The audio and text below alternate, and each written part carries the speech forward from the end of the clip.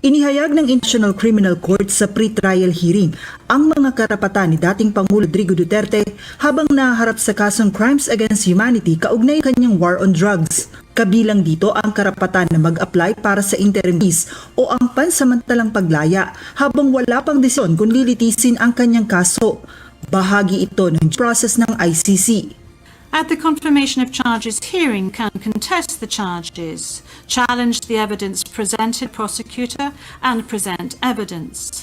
There will be no trial if the charges are not confirmed or if the proceedings against you are completed. You have the possibility to make an application for interim release pending trial. Samantala, sinabi ni Vice President Sara Duterte na nakabuo na sila ng defense team para sa dating Pangulo. Anya, mayroon na rin itong lead counsel na isa ring dating ICC prosecutor, ang International Defense Council at British lawyer na si Nicholas Kaufman. Defense team, yes, we already have a lead counsel.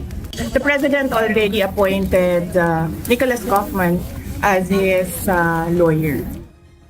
Batay sa rules ng ICC, tanging ang mga accredited legal counsel lamang ang maaaring kumatawan sa nasasakdal sa mga paglilitis. Sa ngayon, 5 lamang sa mga Pilipinong abogado ang accredited ng ICC. Isa na rito si Attorney Roque na bahagi ng legal team ng dating Pangulo. Samantala, sa panayam kay dating presidential spokesperson Attorney Harry Roque, sinabi nitong plano nilang umapila ng isa pang pagdinig bago ang itinakdang second trial sa kaso. Ang susunod na tinakda ng hukuman ay 21 na Setyembre.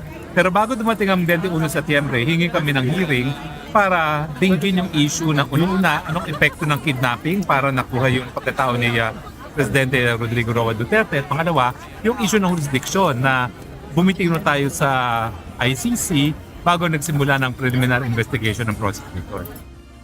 Ayon naman kay VP Sara, titiyakin muna niyang nakasettle na ang lahat kaugnay ng legal actions ng defense team at hihintayin lang niyang may papalit sa kanyang kaanak ng dating Pangulo bago siya umuwi sa Pilipinas gaya ng pakiusap ng kanyang ama. Joanna Nano, UNTV News and Rescue.